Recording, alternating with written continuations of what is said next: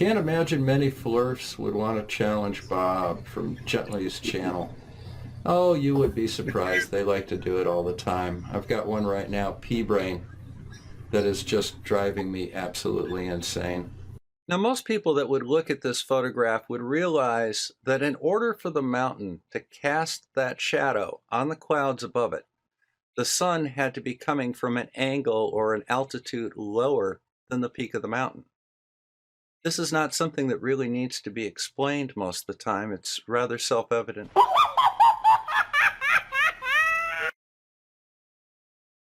Would recognize this object as a claw hammer. Alakablam! A little salty cracker there. I'm doing a video on Bob the Science Guy. I know he cut and run. He doesn't want anything to do with me anymore because, quite frankly, as in his own words, driving me absolutely insane. Driving me absolutely insane. I tore him up. He cried, "You falsified your evidence, p-brane. You falsified your data." That thing with the mountain shadow and where I tipped the cardboard, p-brane. You tipped your cardboard. That's how we did it. All right. Anyway, I did a rebuttal on that. You can find it in my videos. And so I went and had a look at Bob's channel. I said, well, let's see what Bob's up to. And so I found this video where it says, "Flat Earthers are children." Now, again, an ad hominem attack, as always. And so I watched it. I have it here, and I'm going to go through it and interject as we go. He's got a couple gems in here, no doubt about it. So let's give it a go, and let's see what we can do. All right, here we go. Well, hi, everyone, and greetings from Northern Michigan. This is Bob the Science Guy. You know, the reason that I got into the flat earth debunking community to begin with was the fact that I was fascinated that people could, in the 21st century, still think that the earth was flat. Today I have a... Oh, he was fascinated by the fact that people still in the 24th century could be flat earthers. Hey, newsflash, Bob. We were all indoctrinated and brainwashed into the same grift of a spinning space ball. That we're a bunch of monkeys living on a spinning space ball, Bob. Yeah, we were grifted the same as you and brainwashed. So, no, we don't still believe the earth is flat. We never believed the earth is flat. You know, maybe as children, because children haven't been indoctrinated. And so, yeah, it's possible children do believe it's flat because that's normal. That's where we live. We pour a house. We don't, hey, let's build that ball house. I really want to live on that ball. That's going to be fun. No, we don't do that. We pour a flat floor with, everything is flat, right? That's how you live your, ideally, a flat floor with level walls and everything. So, yeah, no, we don't still believe the earth is flat, Bob. All right. Today I have a very nice video for you to review. Very nice video. This is a mirror from a gentleman by the name of Ideas Sleep Furiously. He's a small channel, and the link to his video and channel is in the description. Now, as we do this, I'm going to go ahead and put out short snippets of things that absolutely contradict. Flat Earth. So let's start off with the first one. It's early in the morning. The sun just came up, and I noted that when the sun came up, it was just to the north of due east. Mm-hmm. And I would like to know very much how the flat earth can explain this, considering the sun is currently 45 degrees south of my location here in Michigan. Well, that's a nice story, Bob. But as you clearly do not understand perspective, you never have. It depends on your position, and the sun that you see is an apparent position, right? There's a business near me that shoots a laser into the sky, and it's about 5 miles south of where I live. This laser, even though it's shot straight in the sky, appears to go over my house, right? So one day I'm down south, about 5 miles to the south of this business with the laser beam, and the laser's going over my location there. And I'm like, wow, that's odd. Wow. I mean, this thing looks like it's going directly over my house. Now, unless they changed the direction of the laser, because at this point I didn't know it was going straight up in the air. I thought maybe it was angled out over my house. So here it's angled out over my location south. So I said, well, when I'm driving home, I'm going to go drive by this place and see. So I'm driving and it stays over my car, I get to where the laser is, and I drive past it. Now I'm headed north of it, right? And it's still over my car. And when I get home, it's over my house here. So it was, half hour before, it was over the place where I was south, 5 miles south. And now I'm 5 miles north of it, and it's over my house again. It's pointing over my location. So clearly that's it has to do with angular resolution, right? The sky is smaller up higher, so it looks like it's compressed, and so it looks like it's over your house. So again, Bob, they don't understand perspective. That's why they call it fluospective. And that's why you're never going to know, Bob, because you're an ignoramus. You're dumb. Because you think you're smart, and you're not. Got news for you. All right. How can it possibly rise north of due east? How could it possibly? Let's go on with... Same as how can this laser beam be over my house when I'm 5 miles north of it, and then be over my location 5 miles south, and still appear to be coming over? It's just a weird thing with perspective, Bob. Oh, and being that you're always invoking your religion, Bob, I'll invoke a little of my religious beliefs. And this is a wild card for this whole thing of how we see the sun, moon, and stars. And it's called the firmament. In Genesis, it says that the sun, moon, and stars are within the firmament. And Job describes it as strong and as a molten-looking glass. So there's no telling how that affects the optics. Okay? All right, let's go on. Ideas sleep furiously, and why people deny science. Okay, now listen to this guy. This is a tube. Who does he sound like? Imagine we place a ball in the tube. What direction will it take when it comes out the other end? Okay, if you said cool, hard logic, you are correct. Man, it sounds just like him. If anybody of you know that snarky son of a gun. But so this guy sounds just like him. And he's just about as bright. So here we go. You've got two options, and the line represents the potential trajectory. Which one is correct? Answer in 3, 2, 1. Pause. Okay, so this, Bob, I know that I told you you're going to be my photographer when you showed me this picture with your battery. You used the batteries and you had a light, and you had the light source higher than the batteries, yet the angle of the light only appears to be angled upward when it's actually angled downward, just like the mountain thing, Bob, right? And the this one where I said your p-brane's driving me absolutely insane, and I have you looking back and forth. There you go, Bob. Okay, so this is perfect evidence and a perfect. Fine, Bob. You're going to be my researcher. Yes, when the ball comes out of the tube, assuming this is laying on the ground, I guess, or whatever, the ball is going to roll out straight. It's not going to continue to curve because it has an object in motion will tend to stay in motion, right? Now, the only reason it was curving is because it was in the confines of the tube. But once it's out of the tube, it's going to go straight. Now, the rest of this stuff they say about college students believing the answer is B is astounding. If you picked A, well done. Stick around for your gold star and a warm glow of superiority. But if you picked B, you're going to need to stay behind after class, I'm afraid.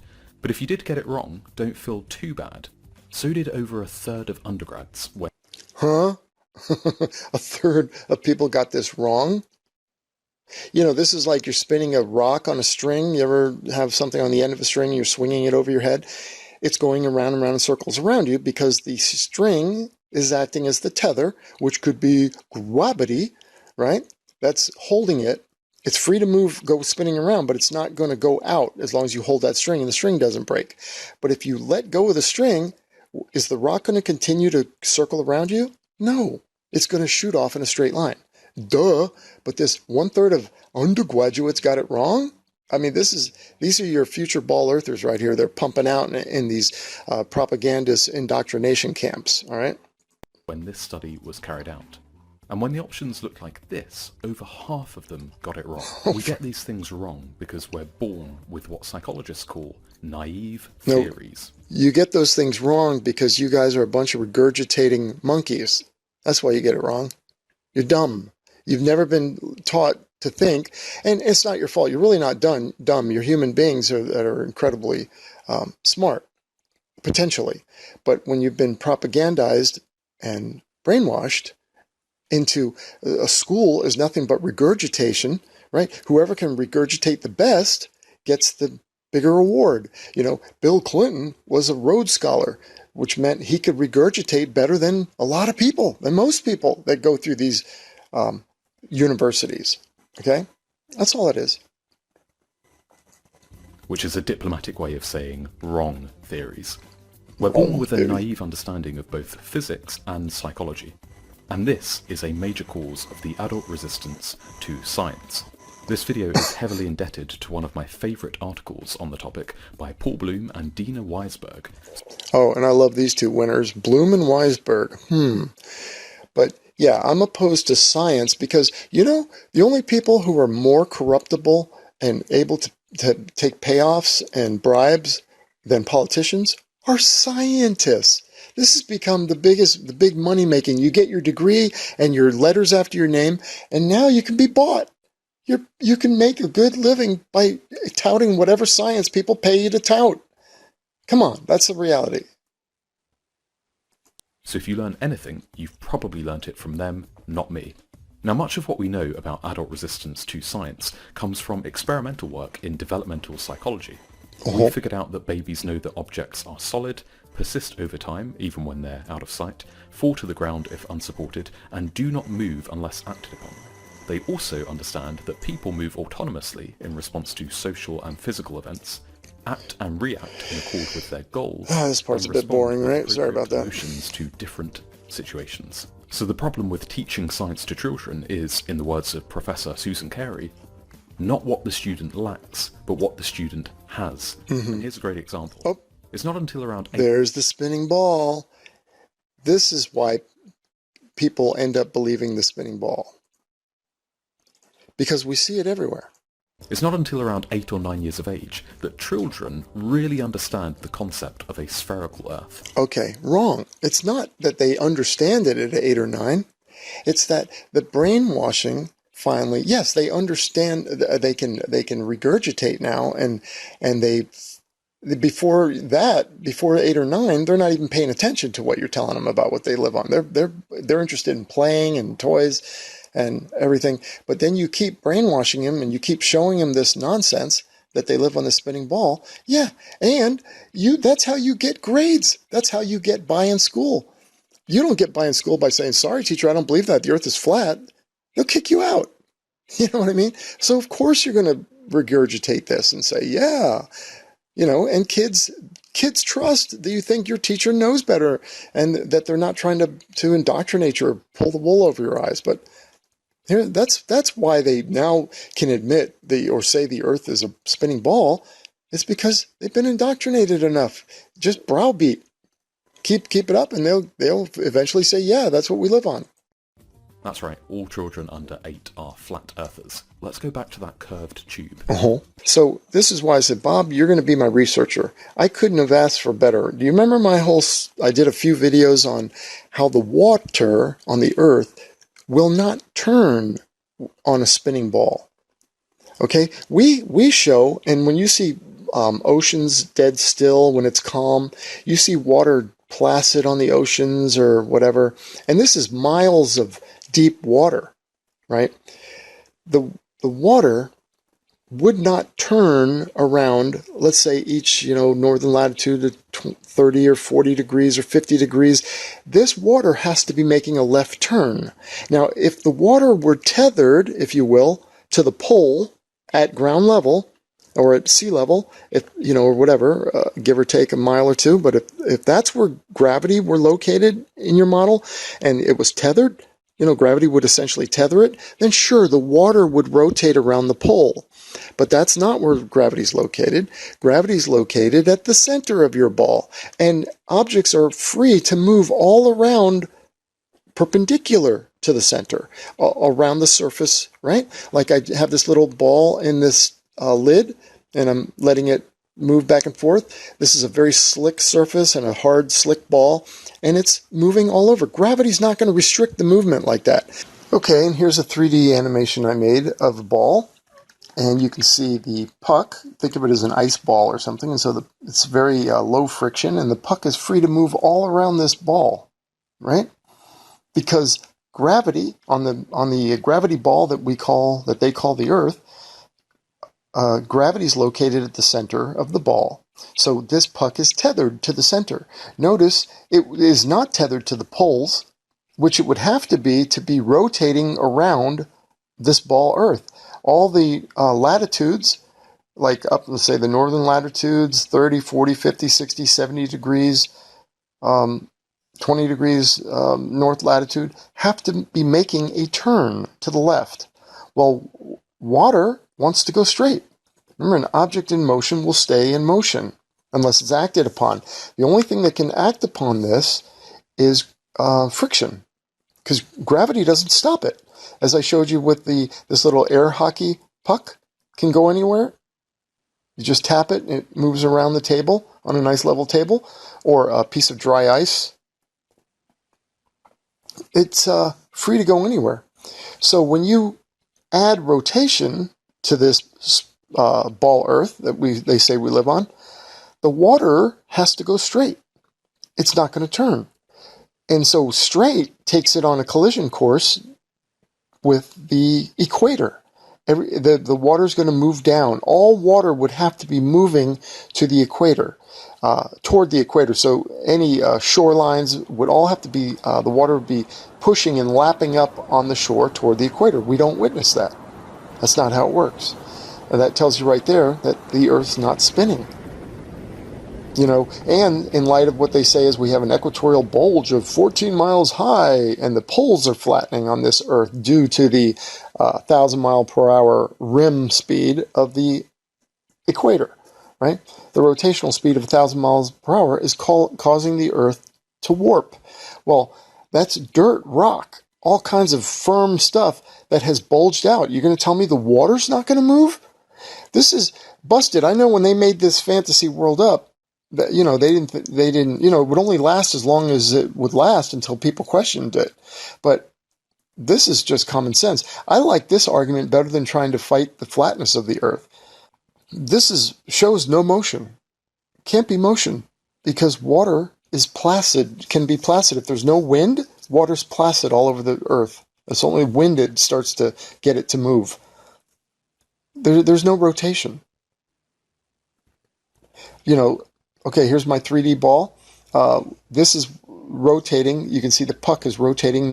It's tethered to the pole. That's why it's rotating. Otherwise, it's not going to rotate, because this puck is making a left turn. Things don't make a left turn in nature. They don't make a turn. They go straight. They want to go straight. Just like the rock at an end of the string, if the rock breaks off, it goes straight. All right?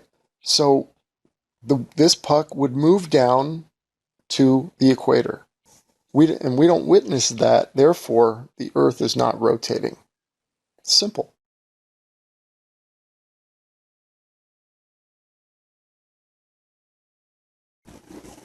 Okay, and here's a nice little 3D animation I made. Now, gravity on this is straight down. I'm in a 3D software. I'm in the physics tab, and so I have gravity set for, of course, it's normal setting, straight down. I'm rotating this plate. This is a flat level plate. Okay, these balls and pucks are free to move. All right, the friction is fairly low on these. Not even as low as probably water. Right, when I show this, water going everywhere when it's unconstrained. Okay, so you know, water stacked on water will move, right? So the only thing tethered here is the red plank, right? That board, stick, whatever you want to call it. It's tethered to the pole, and I have it connected to the rotating platform. The balls and the pucks are free to move. The only direction they're tethered is straight down. That's where more dense objects on our flat Earth, they go straight down. But I'll use their gravity, okay? So it's tethered downward. But yet, look at these objects. They're falling straight off. They're moving to the outside. If this were a ball, these would be sliding down to the equator. Now, the only way for them to turn with this platform is to be tethered to the pole or glued to the platform. But that's not the reality. When we spin tennis balls, or I did my spinning balls, you can see that the water goes to the equator. This is just common sense. This is just physics. And again, I'm using their own model that says there's a 14-mile equatorial bulge, right? That they're saying our equator, due to the rotational speed, is bulging 14 miles up at the equator. So that's rock, dirt, as I've said, firm stuff. So what about the water? Of course the water's going to go. We'd never see placid scenes like this. That's not possible if we're rotating. You know, they just co-opt, they just hijack what we see here on our flat Earth, and they call it the spinning ball Earth, because they have to. They have to, you know, they use what we see, and they call it, well, this is what rotation looks like. No, it's not. And, you know, I prefer to use this argument over whether or not the Earth is rotating, as opposed to what shape is the Earth. I find this just a much more compelling argument and easier to prove. I mean, we're not rotating because the water would have to be moving to the equator. Now, see, the plank here is moving in a perfect circle. So these balls, if they were what they want us to believe on Earth, are moving perfectly in step with the plank. And from our perspective on a spinning ball, we would see the water as placid and still, you know, barring any wind or anything else. So this is a pretty cool animation for sure. You know, and like I've showed with the hockey puck, you know, the air hockey puck, it's free to move in all directions. That's a significant point to make. See, gravity, when it's located at the center of the ball, doesn't stop stuff from moving freely perpendicular to that axis all over the ground, moving side to side, left and right, like this figure skater, right? We're free to move like that. Or this piece of dry ice. And these balls and these pucks right here on this rotating platform are free to move. And when you add rotation, they move outward, and they would be moving down toward the equator. If this was a ball, they would be sliding down to the equator, and on their gravity ball, where gravity is located at the center of the ball, they would be coming from both directions, meeting at the equator, crashing at the equator. That's what they would be doing. The predominance, of the 14-mile high bulge that they say we're experiencing, because they know a rotation of 1,000 miles per hour at the equator of a ball would cause a bulge. At least they figured that much. But they blew it with that, because water would have to make it up. 14 miles high of water, and yet we don't experience any such thing. All water would have to be moving to the equator and piling up when we don't experience that. So anybody who's honest and has common sense, this busts the spinning ball. That's it. Now I'm spinning the lid, and you can see these little water droplets. Now, of course, there's water tension. So, because a lot of people say, well, the water would turn with the earth because of friction. Well, that would apply here with the one little drop of water. Now, you got to remember molecules and scalability. You can't build a dome of water like this, as you see these little drops, if you made it bigger, right? Because the molecules are small, and the water tension will only work at a small scale like this. But, you know, to form a dome like this. But as the water gets bigger and bigger and bigger, you still may have some water tension right on the very surface, but the weight of the water is going to totally overcome it. Like here, we filled up a glass of water, and you can see the water's like high. So it's water upon water. There's no friction from the ground holding the water. So when you let go of this, as I pull this cup up, is the water going to stay there in a mounded ball? No. Sploosh goes everywhere, doesn't it? All directions.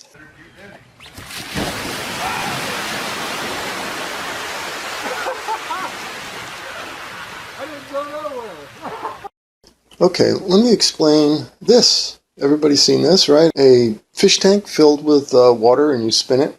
When it's in this state right here, it's not spinning, it's placid, right? It's totally glass. If there's no wind or nobody to bump the tank and there's no, no sound waves or any kind of waves created by like earthquakes or anything that's going to disturb the water, it's going to be placid, right? And that's what we observe on the Earth, as seen in all these photos too. You can't have this if the Earth were rotating. So that's what we observe. Okay? So now,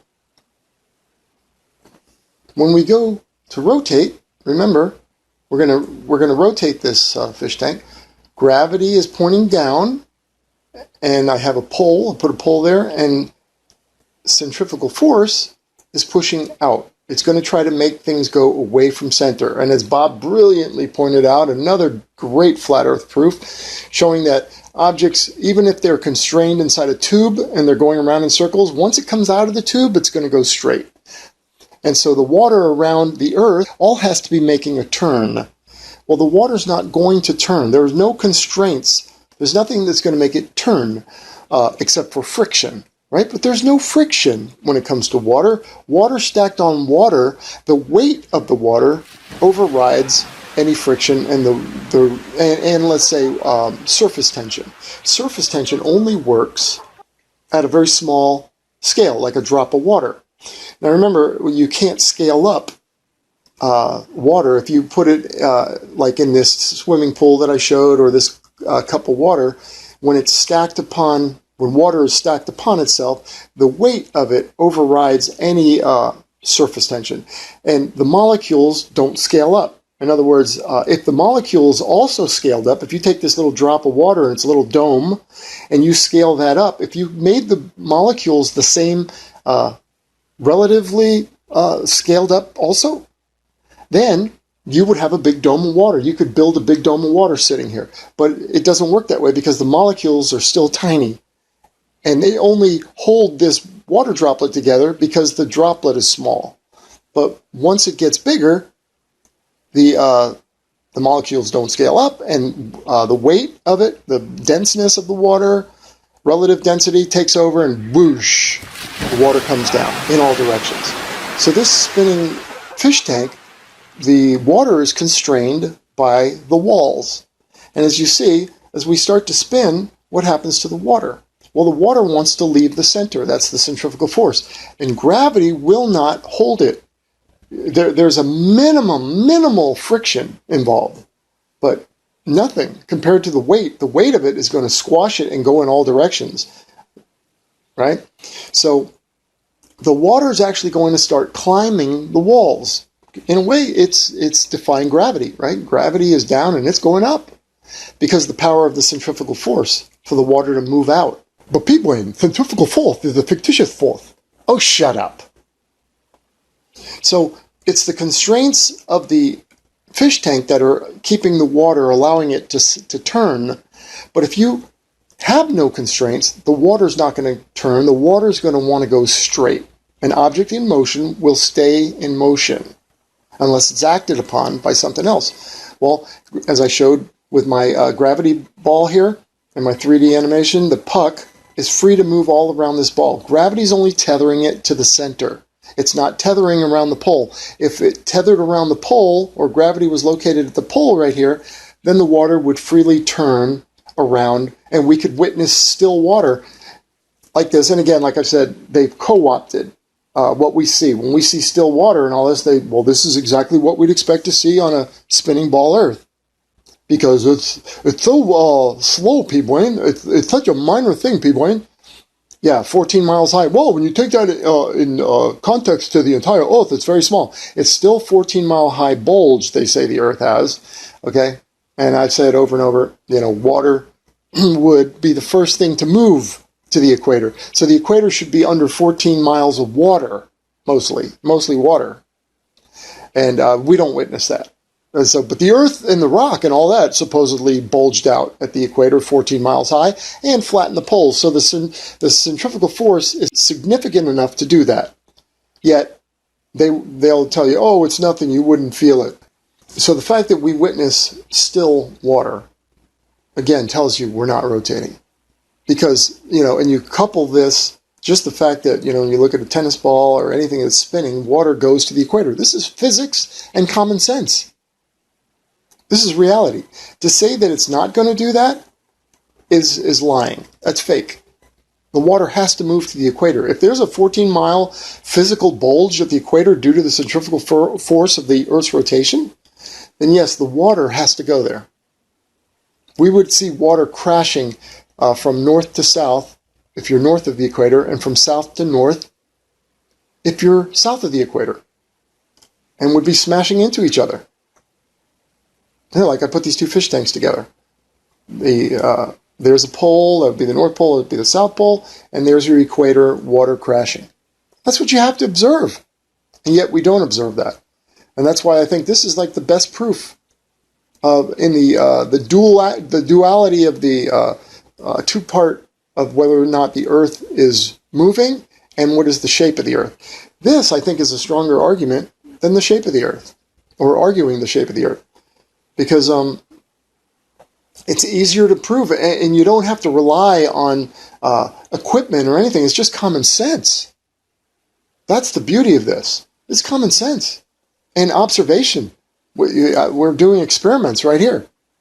Now, you can do experiments whether or not, let's say, the Earth is flat, but then you have to rely on, like that one, like, oh, the mountain is lower in the background, and the altitude of that, the topographical map says the mountain is so-and-so high, and you're, well, how do I know?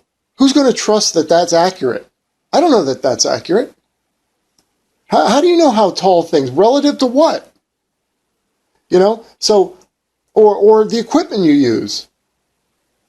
Here, no equipment necessary, really. I mean, spinning a water, but you can just witness it with water. Water has to move. And you just, common sense, they say there's a 14-mile high bulge due to the rotation of the Earth. Well, it's got to be, the most easily moved is water out of dirt and rock.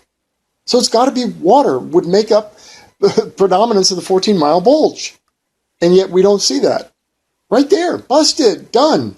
Anybody want to debate? Bring on Neil deGrasse. Come on, p-brane, a flat earth physicist, wants to take, of course, physicist is the study of the earth and explaining how things work. That's what I do. That's what all of us flat earthers do, right? But they call it physicists, so I'm using their term. So, flat earth physicist p-brane challenges you, Bill Nye, Neil deGrasse Tyson, hey, Einstein, you want to come back from the grave? I'll take you down too, you gaslighting phony. All right, all of their stuff is a lie. So this is easily provable. I think Einstein said that there's no test that you can determine whether or not the Earth is moving. Nonsense. There's no water moving to the equator. Go ahead, take me on. You see the water climbing. It's trying to move out from center, and it's going in a straight line. But it's hitting the wall, the confines of the tank, and it's climbing the wall. So the centrifugal force, you could say, is overpowering gravity, right? Because it's going up against the gravity. So this little fish tank is great for proving when it's still and not moving. It mimics and shows us what we see in the real world. When there's no wind and there's no seismic activity or nothing to disturb the water, no waves that are going to stir up any water. The water would be placid and still, right? No currents. Just take all that away and you have placid, still water. If the conditions are right. And I said this in another video, I witnessed before a hurricane. And I wish I had taken some pictures. It was a lake near where I live. And the water was an absolute mirror because there wasn't a breath of air stirring. And it was incredible. So if we, even though there was stillness because of the calm before the storm, the Earth is still rotating, yet the water was dead still. Impossible. We've been gaslighted, folks. I mean, this is how they're gaslighting us on this global warming. It's the big fireball sun. That's a whole nother topic. I'll get into that. But how they are scaring us with that. But, I have so much stuff coming out. Oh my God. I have so much stuff. I mean, you can use a bowl and it'll do the same thing. You know, the water will just climb the sides because it's trying to go out, like when this guy cut his little above ground swimming pool and the water went everywhere. He expected to boogie board out the hole, but unfortunately the whole thing broke open and just flattened, right? So he didn't get to ride his little wave there. Too bad. I know they were set up for that. But, oh, and of course, Bob the science fraud guy, if he sees, you know what his comeback's going to be to this? And I challenge you, little Bob. You know what his comeback's going to be? You just don't understand, p-brane. That's if he even takes me on. He took such a butthurt whipping in the mountain shadow. He left with his tail between his legs. I think he's done messing with me. I mean, first Nathan Oakley crushed him. You know, if anybody saw those were brutal. Oh, Bob, that took about an hour. Bob, when Bob finally admitted, no, that doesn't prove curvature. I forget what it was exactly, but that was funny. So, yeah, anybody. And you know what they're going to come with mathematical formulas, p-brane. This is just common sense. This doesn't take mathematics, which these formulas tied in with science is a bunch of bogus nonsense. This all had to do with, again, trying to prove the spinning ball Earth to try to destroy the credibility of the Bible and Genesis. So that you pick up Genesis and you read, oh, this is how it was created? Oh, this is a fairy tale. Because they've already got you to believe their religion, the religion of Big Bang and evolution, which is all a lie. It's a lie from the devil, and he's just trying to get you to not believe the Bible. And everybody who takes part in this, they got a millstone necktie in their future. Look that up in the Bible if you want to know what that means. All right, let's go on. So as the Earth rotates, and you have these speeds at which the Earth is rotating, right? 100 mile per hour right around the North Pole, and 200 as you come down south toward the equator, all the way to the equator. You know, it would keep getting faster till you're 1,000 miles per hour at the equator. Now, the equator is the only place where the water wouldn't be making a turn. It would just be going straight and up and over, right? But it would be essentially a straight line, where everywhere else, north and south of the equator, is having to make a turn, and water will not turn. So when I showed you this, this little video that I made of water going to the equator, this is totally accurate.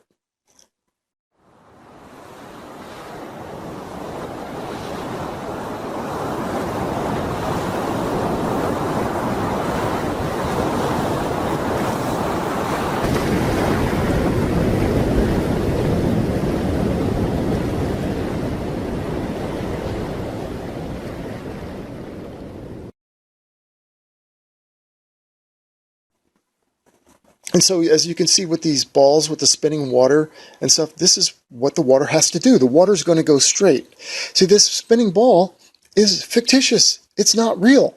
It can't be real. You can't live on a spinning water-covered ball. It doesn't work.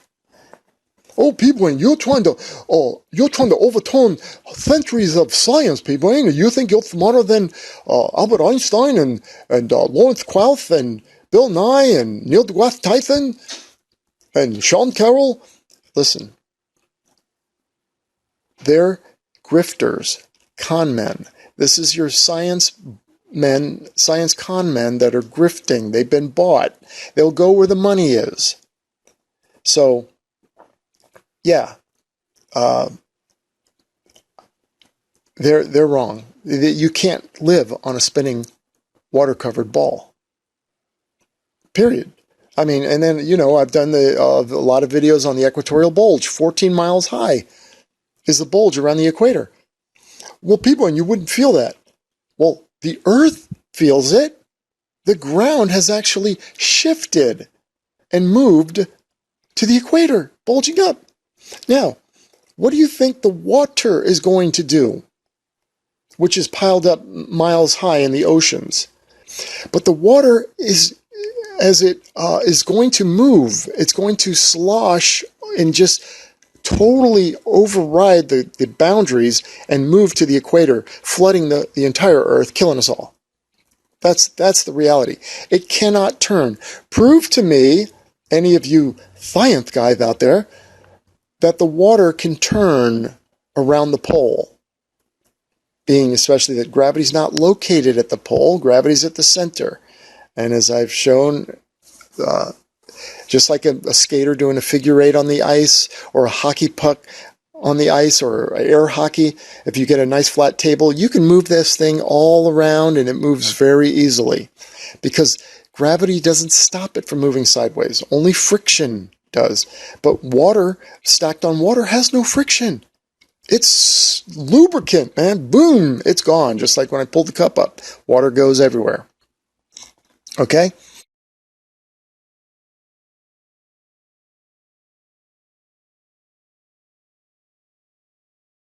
Again, so this diagram showing that all these ball earthers, you're ball earthers.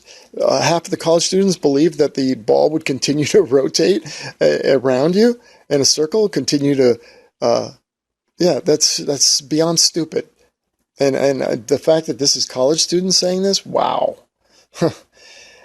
So, no, Bob. And apply that to the spinning ball, water on the spinning ball, that will not curve either. That's going to go straight, and straight takes it on a collision course with the equator. So you'd have water from both sides of the equator coming from both of your fictitious north and south poles on your spinning ball would crash at the equator. Without a doubt. Okay, let's go on. Now, the moon is an interesting subject to the flat earth. We've known the exact distance to the moon since Project Diana in 1946. Project Diana. Yet they still claim that it is small and local. We've not only found the distance with both radar and lasers. That's right. We've sent probes there, and we've actually landed men who have walked on the moon. Yeah, we have, Bob. Next time you guys are outside and it's a nice full moon or something, picture the moon, and I like to do this. I like to say, so if I had a roadway going up to the moon, how long would it take me to drive to that? I look at that and I think, that'll take me within a day. I could drive to that moon. Right? That's what I see. But, so you're saying it's 240,000 miles away. Now, do you think, can you imagine, look up at the moon and picture the distance from Miami to Los Angeles? Could that fit between you and the moon? You might think, yeah, that's a good way to look at it. Now, multiply that by 80 times. Miami to Los Angeles, that's your distance to the moon. Come on, people. You can tell it's not that far. So let's go on. So how they can continue to claim that this is a small and local object, or worse yet, a luminary, despite the fact that you can clearly see shadows at the rims of these craters. So what? So who said the luminary doesn't have, and other people can argue this point, whatever, but so what? So what if there is crater-looking things? I mean, I know you've been so brainwashed into your sci-fi, and they showed movies with people climbing in and out of these craters. You know, first of all, we don't know for sure what they are up there, but yeah, that could be the light. That's how God made it. I don't know. Yeah, fact is, so you think you can get up there to prove you can't get up there. All this is nonsense. The whole space program, everything, I've showed you in another video, rockets go nowhere. They launch up and they curve downward. Oh, that's following the curve of the Earth, p-brane. Oh, really? Then why aren't these jet trails following the curvature of the Earth? They're all at altitude, right? That leave these big chem, whatever you want to call them, trails. They don't curve. You don't see them curving down to the horizon. I mean, why do you see this rocket curving downward? And it's supposed to be gaining altitude. If you see the telemetry data, p-brane, it shows it rising at almost a mile every couple seconds. About a mile every couple seconds, right? How is that rising? That's not rising. We're being played and grifted. Well, why would they do it, p-brane? 5 gold coins. There's money in this scam. People, come on. But you said you wouldn't steer me wrong! No, we said why would we steer you wrong? And the answer is 5 gold coins.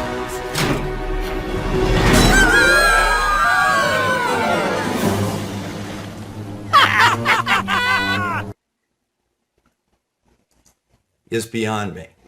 What's beyond you, Bob? It has to do with the requirement to deny space and objects in orbit around the Earth. So let's continue with our discussion There of is no ideas space, Bob. furiously. So that's naive physics, but what about naive psychology? Well, children tend to see design and intention everywhere. And as Bloom and Weisberg write, Bloom and 4-year-olds Weisberg insist that everything has a purpose, including lions to go in the zoo, and clouds for raining. That's a right. propensity called promiscuous teleology. Additionally, God. when asked about the And guess what? These people probably get grants from from taxpayers.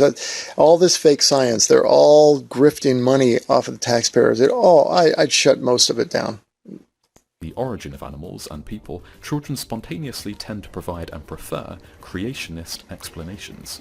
Just as children's intuitions about the physical world make it difficult for them to accept that Earth is a sphere, their psychological intuitions about agency and design make it difficult for them to accept the processes of evolution. That's right. Evolution is nonsense, right? And they are correct. I mean, this is what your thing says. Nothing big banged, right? The Earth formed, that was billions of years ago. Then the Earth formed millions of years ago. It formed a hot, rocky crust. Then it rained on the rocky crust for millions of years, and the crust turned into soup, okay? Then the soup came alive, right? The amino acids got together and formed the proteins. The proteins got together and miraculously formed a cell. Even though you can put all the component parts of a cell in the perfect solution and they won't come back together. So this is what they say. The cell came together from the proteins. All right. Now, the cells replicated. This is how they continued life, right? This was their quote-unquote evolution. They replicated.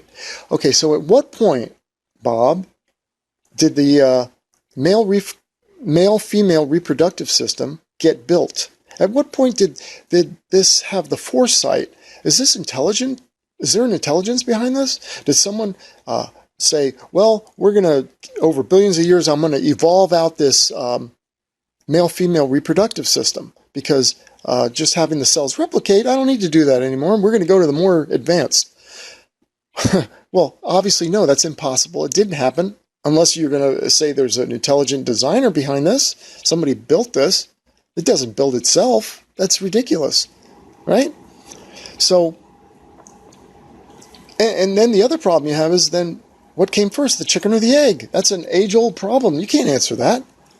Obviously, the chicken came with the egg inside, and we came with the male-female reproductive systems, and all the everything on Earth came with the system in place. Nothing evolved. You don't evolve a male-female reproductive system. All right. It's also important to realize that there are key cultural differences in the And look at this. This clown who's cool hard logic, whatever. resistance. He uses some fake clouds. Here we go. Not fake, yeah, but or copied and pasted clouds. I got to find these in here. To science.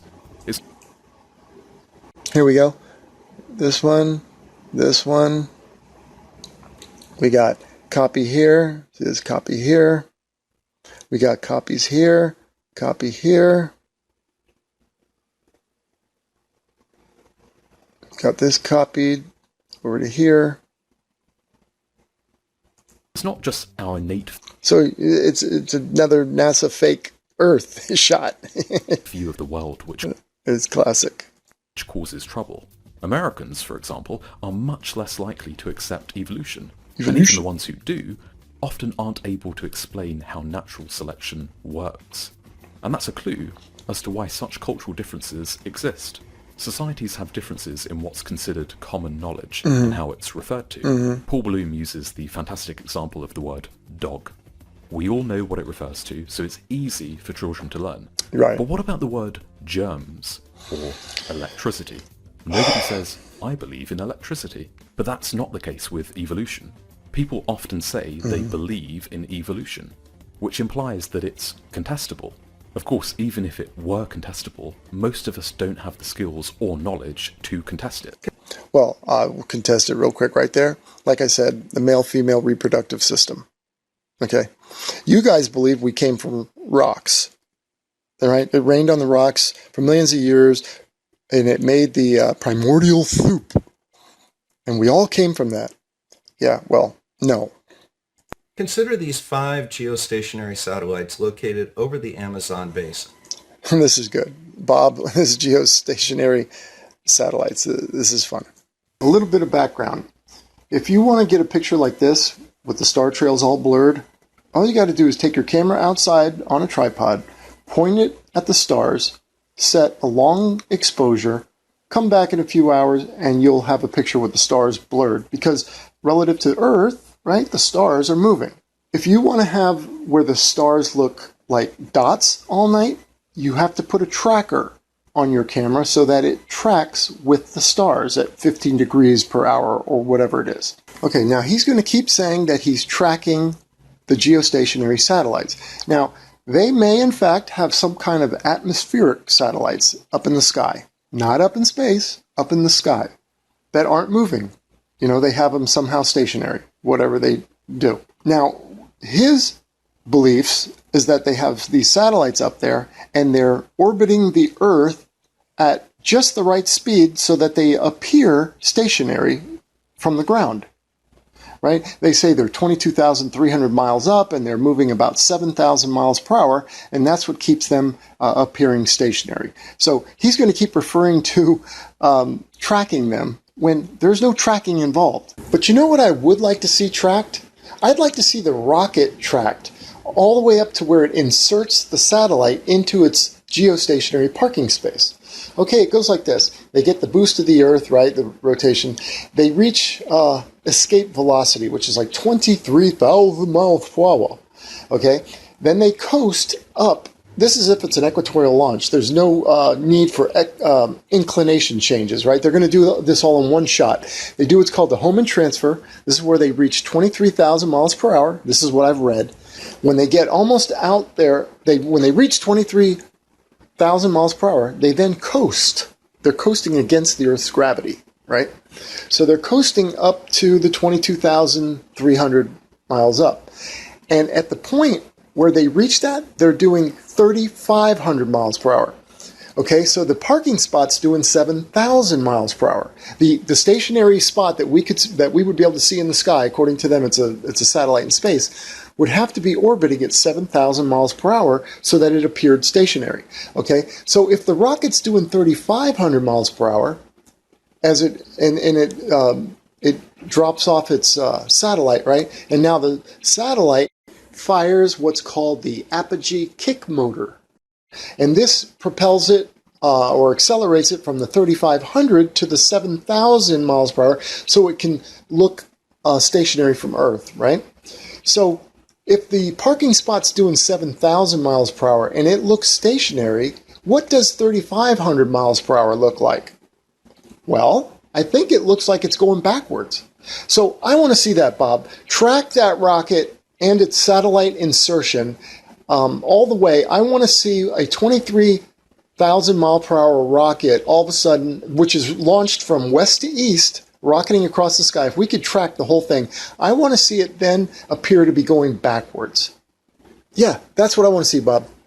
You'll see them as small dots. I'm specifically tracking these using a piece of software called SkyTrack.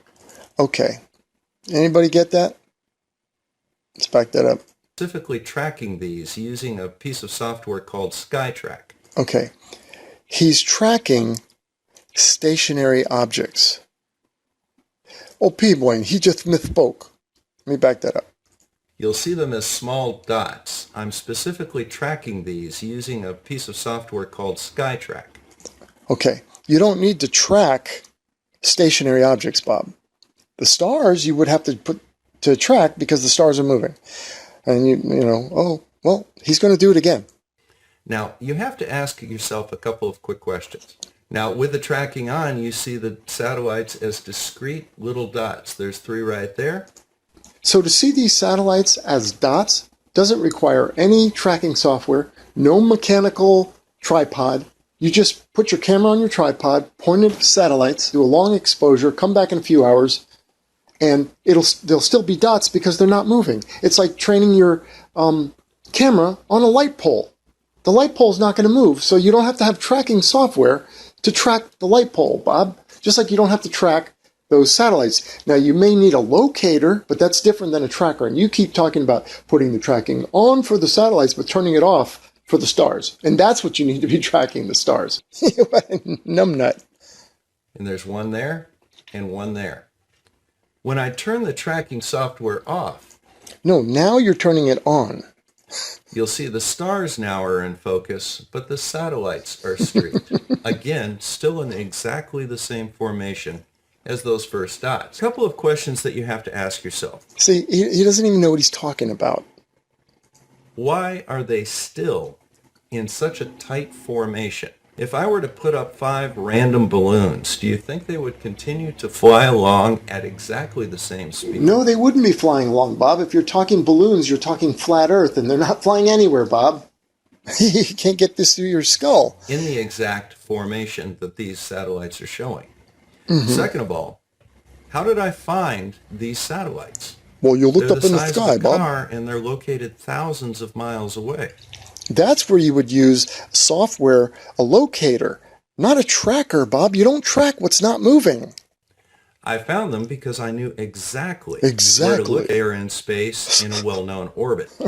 Now, the flat Earth, in order to deal with this, has to okay, in a well-known orbit. He's still talking about geostationary satellites. Where to look there in space in a well-known orbit. Now, the flat Earth, in order to deal with this, has to first deny the existence of space. Space is fake, Bob. You can't have a vacuum next to our atmosphere with pressure here that we all breathe. The air that we breathe would dissipate into the vacuum, Bob. Again, it's a fake. I know a lot of people didn't question this way back when people were farming and trying to eat and survive. We had no time. There were some people in some universities in the cities as cities started to get built, because before that we were mostly agricultural people. And in their ivory towers, they had free time. The grifting started even back then. Just the con men started to get money for their nonsense science, and they came up with this nonsense of space and that we live on a spinning ball. All of it to deny the Bible, of course. And second, deny the existence of satellites in orbit around our spherical Earth. There may be stuff up there. They may have some kind of atmospheric satellites. Sure, why not? They have to claim that these are balloons somehow. Yeah. I'll leave it up to you to decide if that makes any sense to you. Well, what do you mean if that makes any sense? Okay, I'll leave it to you. Any Bob followers, does it? You want to know if this makes any sense to you that they have balloons up there? Who do you think is the world's #1 purchaser of helium? Bing! If you said NASA, I'll give you the answer in 3, 2, 1. Yes. Cool hard logic. NASA. Okay, and I said that Bob really didn't know what he was talking about when he was talking about the geostationary satellites, and they really don't. I mean, it's not an accident that he didn't understand that you track what is moving, the stars, and you don't track what is not moving. That would be a geostationary object, like a light pole. You don't track a light pole, Bob. Okay? So to show you that they really don't know what they're talking about, because this is all fictitious. And they screw up. If you're paying attention, they screw up. And that's what I do. I just pay attention to these little details. Here's a launch of a geostationary satellite. This is an animation made by Bill Nye and his Planetary Society with this guy Jason Davis, who's in charge of the space stuff portion of his website or whatever. Now, you would think they know what they're talking about. However, this guy shows this animation right here, and this is how they say they launch satellites, preferably. They want to launch on the equator, or as close to the equator, so they can get the 1,000-mile-per-hour boost of the rotating Earth. So that's a pretty important detail that you would want to portray in your animation. Yet here this guy makes an animation, and he leaves off the 1,000-mile-per-hour boost. And here's what I mean. You can see, of course, he's got to get the spinning ball in. You always got to have the spinning ball in, but here he shoots himself in the foot. He makes the ball Earth spin, and yet doesn't have the path of the rocket spin with it. See, the path has to stay with the Earth, not with the background stars, while the Earth spins out from under it. Otherwise, you have a rocket going backwards at 1,000 miles per hour. You're not getting any boost at all, right? You're missing the ride on the Earth. That's what he's showing there. Oh, p-brane, that's such a small point. It's not a small point. They're supposed to know what they're doing. And me, I made a proper rendition of it. Okay, so that you can see it clearer, here's one of my, I made a copy of this. I did a imitation of this, right? I did my own version of this Bill Nye animation, so you can see it clearly, and I have a launch pad and everything. Now notice the launch pad ripping out from under the path. Now, instead of the path of the rocket, thinking of it as the path, think of it as the smoke left behind, right? It's a visual path that you can see. Notice that the launch pad, and let's say there's people standing on this launch pad, they're ripping out from under the rocket smoke at 1,000 miles per hour. So for them, they would see the rocket smoke going backwards 1,000 miles per hour, going to the west. Well, I mean, come on, you can't get this right? So here's what it should look like. This is a 1,000 mile per hour boost. What we were just watching here, this is losing 1,000 mile per hour. This is gaining the 1,000 mile per hour boost that they say they're doing, and yet they cannot seem to represent that or show that in an animation that they made. I mean, it's beyond, if you know, just pointing this stuff out, you can see, you start to get after a while, they really don't have a clue. It's like that guy from NASA saying that these little seals are what's keeping the vacuum of space out. These little rubber gaskets on these windows or something, you know. Once you pay attention, you know that it's all nonsense. So there you go. There's a proper rotation. That's the rocket path staying with the Earth, because that's what we observe. A rocket takes off, you see the lingering smoke. Let's say there's no wind, and the lingering smoke hangs around as the rocket takes off, and the smoke stays with you. It doesn't shoot off behind you to the west at 1,000 miles per hour. So I just wanted to show you again, you know, they have no clue what they're talking about. Well, I hope you found that interesting. Now, last week we started our discussion on star trails. These are star trails taken from the International Space Station in orbit around our Earth. There are a couple of key features. First, how does this star trail This guy form? can't. He Second, can't learn. why is the atmosphere and the surface of the Earth curved, yet the star trails themselves are not deformed? Yeah, this is from NASA, the ISS. Until then, this is Bob the Science Guy signing out. Bob, are you sure Santa didn't take those pictures? Uh-huh. All right. Okay, everybody. Thanks a lot. Hey, yes, T-shirt salesman. I got this cool one right here. I just made this. Anyway, check it out, or not. I'm out of here. Thank you so much. Bye-bye.